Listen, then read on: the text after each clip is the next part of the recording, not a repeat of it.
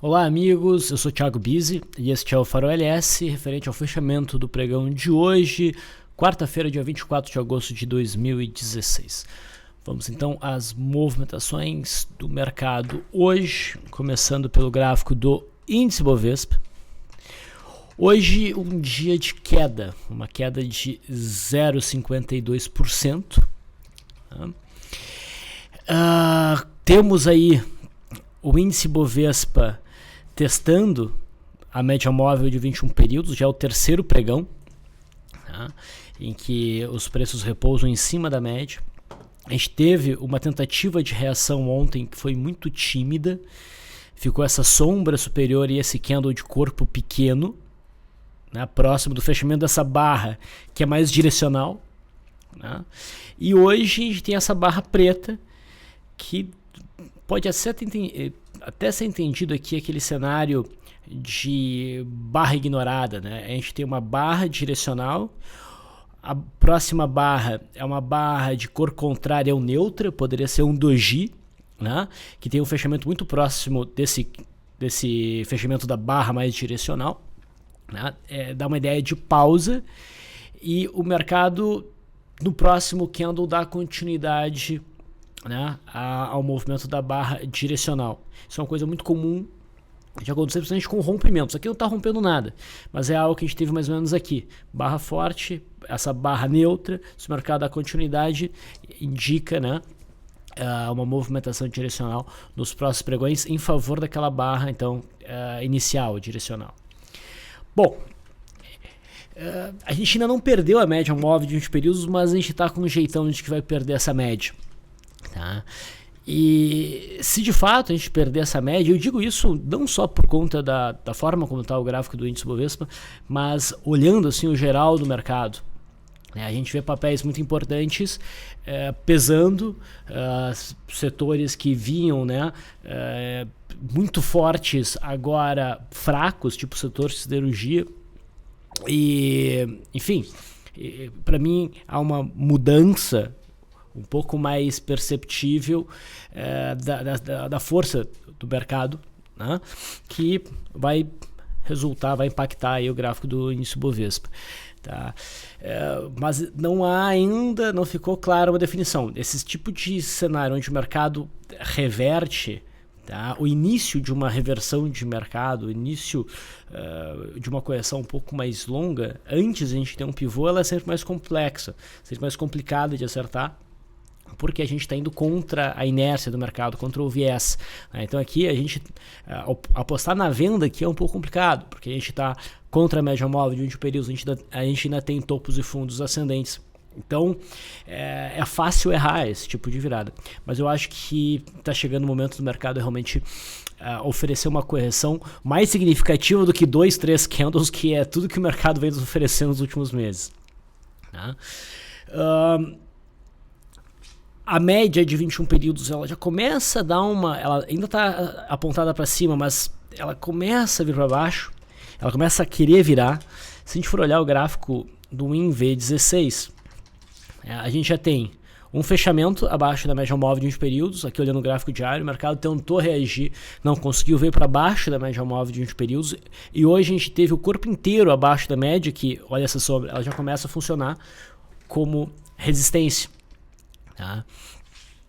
Então são realmente significativas as chances do mercado fazer um movimento de queda. Se a gente olhar o gráfico perpétuo, daí olha aqui o gráfico do mini índice perpétuo, a gente repara que a gente já teve um teste na média, 2, 3, esse seria o quarto, e o mercado começa a querer falhar. Bom, se o índice tiver pressão vendedora amanhã e vir abaixo dessas mínimas aqui, eu acho que muita gente vai jogar a toalha.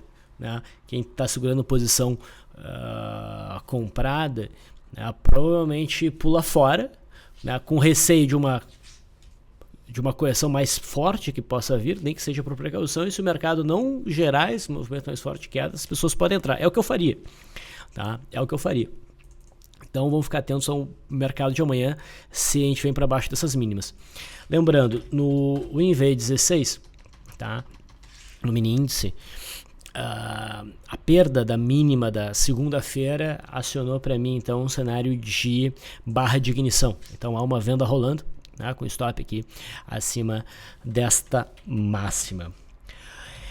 Eu venho falando que o mercado americano, na minha opinião, é crítico para permitir, para dar o norte, a dar a direção para os mercados de bolsa, né? Porque a gente vem num movimento em alguns mercados arrastados de alta, em outros mais laterais, como o próprio índice Dow Jones, é um movimento lateral com viés altista. Ok, com o passar do tempo, o gráfico aqui do índice Dow Jones foi estreitando, as bandas estão realmente muito estreitas. Não é muito comum o índice ficar com as bandas tão estreitas. A gente sabe que estreitamento de banda indica a proximidade de um período de maior volatilidade. O mercado contrai, passa por ciclos de contração de volatilidade que a gente está tendo agora, e isso geralmente resulta num ciclo de expansão de volatilidade. Quanto mais essa volatilidade contrai, mais violento tende a ser esse período de expansão de volatilidade. Expansão de volatilidade igual a movimentos mais amplos, movimentos direcionais. Para onde vai ser? Olha, o viés é de alta, mas o mercado não reagiu à chegada da média móvel de 21 períodos aqui, tá vendo? E vem andando de lado. Agora, a gente já começa a ver o preço fechar abaixo da média móvel de 21 períodos. O mercado não conseguiu reagir. Tá? Eu venho chamando a atenção para essas duas estruturas, para essa resistência aqui, tá? Que vai ser igual ao topo do ano, e mais recentemente começa a se definir um suporte mais próximo, mas que vai ganhando muito em relevância na minha interpretação. A gente teve uma mínima aqui, uma mínima aqui, uma mínima aqui, o teste desta mínima novamente. Tá? Então essa zona aqui por volta dos 18.438 para mim é muito importante. Se o mercado americano romper essa região, hoje ele deu uma beliscada, mas não rompeu. Mas se voltar a cair abaixo dessa região, abaixo da mínima de hoje, e principalmente se a gente conseguir visualizar um fechamento abaixo dessa região, aí eu acho que o mercado se define para um movimento corretivo. O próximo suporte estaria próximo aqui no fundo do comecinho de agosto, mas pela questão aqui das bandas bastante estreitas, também do ponto que nós estamos no ano, que tende a ser, a gente está saindo do mês de agosto, a gente vai entrar em setembro, outubro, são meses que pendem mais para um movimento de queda. Eu acredito que uma correção aqui possa ganhar bastante amplitude, eu já falei isso para vocês, tá? Com um efeito em cascata. Se o mercado vem até aqui, tá? É fácil ele romper esse fundo. Rompendo esse fundo, pode ficar a impressão, né, de rompimento falso do topo histórico, um topo duplo. Então a gente pode ter um movimento corretivo. Né? Não digo que a gente vai perder o fundo de julho, mas uma queda até o fundo de julho já é uma queda bem significativa para os padrões de volatilidade do índice Dow Jones. A gente deve estar muito próximo então de uma definição, finalmente, aleluia. Mas a gente ainda não teve essa definição. Tá? Eu estou apostando mais para baixo, mas por qualquer um dos lados que romper, a coisa deve ir. Tá? No S&P 500 futuro, tá? Dando um bom zoom aqui, a gente teve um dia de pressão vendedora, o mercado beliscou essa zona de suporte, por onde também está passando a média móvel de 20 períodos e por enquanto segurou. Tá? E é a mesma coisa, se passar para baixo dessa região aqui, as coisas começam a ganhar seriedade para baixo. Tá mais fácil de ver o ponto de rompimento no gráfico do índice Dow Jones, aqui está um pouquinho mais complicado. Mas a gente também pode visualizar, tá? Agora vai ficando um pouco mais claro, não que antes não se pudesse ver isso. Isso aqui, a gente pode estar vendo realmente uma cunha. Esse padrão de preços indo numa direção e afunilando cada vez mais, né, é um padrão de reversão chamado cunha. Se ela inclina para cima, né, ela dá uma mensagem baixista, que depende do rompimento desta linha que sustenta o movimento direcional, a LTA da cunha. Então essa inclinação para cima não deve nos enganar, é um padrão baixista. Então a leitura é que o mercado tenta romper o topo, não consegue. Daí tenta romper o topo, não vai embora. Tenta romper o topo, não vai embora. Tenta romper o topo, não vai, nunca vai. Né?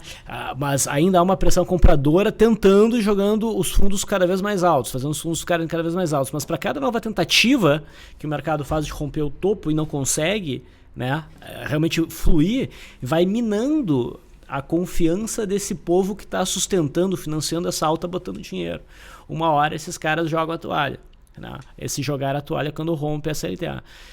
Se esta cunha for rompida, então acho que teremos, né, um período corretivo significativo nos preços. Tá? Então ainda não se definiu, a gente deve estar próximo disso. Vamos olhar o intraday do WinV16. Com estes topos aqui e esses dois fundos que a gente já tinha, né, a gente consegue traçar um canal de baixa. A abertura de hoje foi em gap de baixa, não muito grande. O mercado caiu, testou a linha de retorno deste canal de baixa, tá? E formou o primeiro movimento. Então, esse era o cenário. O rompimento da mínima do dia, né, seria um sinal bem baixista, né, um rompimento de primeiro movimento, romperia também essa linha de retorno do canal, seria um belo sinal para queda. Mas conforme foi passando o tempo, aqui o cenário não é favorável ao rompimento da linha d'água, por conta da média móvel de 21 períodos. Tá? Mas conforme o tempo vai passando, a média vai se aproximando e ela entra da congestão. Dessa forma acontece. O cenário ficou muito bom para os dois lados, tanto para a hipótese de um rompimento baixista para operar short, ou um rompimento da linha d'água para operar comprado. Aí todo mundo esperando que o mercado rompesse para baixo, o mercado foi lá e rompeu para cima. É bem típico do mercado nesses últimos 30 dias aí. Gerou uma compra, o mercado conseguiu fazer um rally, até que aqui a coisa virou. Tá? Observem o ombro, cabeça, ombro, desenhado bonitinho aqui no gráfico de 5 minutos. E mais ou menos como ontem nós tivemos, né? O mercado acelerando forte para baixo, depois de um movimento de alta, nós tivemos também hoje o mercado fazendo isso aí. Tá? Então, realmente, os vendedores estão se apresentando no mercado. Tá?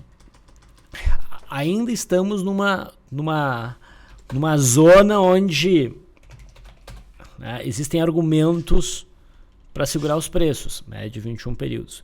Mas se o mercado volta a cair, a gente tem boas chances de ver o mercado acelerar. Tá? Muito bom. Indo para o dólar. O dólar chegou a subir hoje. Tá? Bateu neste topinho, tá?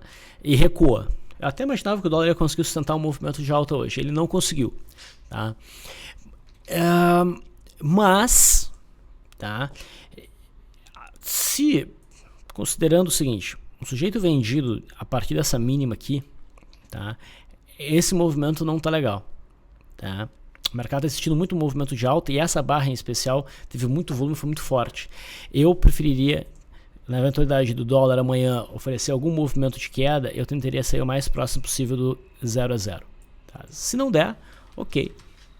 Acima desse topo, é bom estopar. Se o dólar romper esse topo aqui, ele rompe um ponto no gráfico onde tinha muitos argumentos para os preços caírem. Se eles não caem, se o mercado não faz aquilo que era provável fazer, ele deve fazer exatamente o oposto, talvez com intensidade. Se o dólar consegue romper esse topo, a gente vai ter um pivô de alta e a gente pode passar por um período, então, de alta na moeda norte-americana. É a coisa que a gente não vê já faz algum tempo.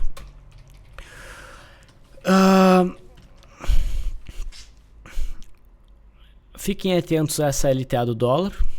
A gente fez uma primeira movimentação, agora o dólar vai andando meio de lado, tá? E vai se definindo esta zona aqui, próxima a 3.258, com uma região importante acima desse ponto. O dólar nesse contrato, né, tem espaço para subir e não tem muita memória de preço aqui atrás.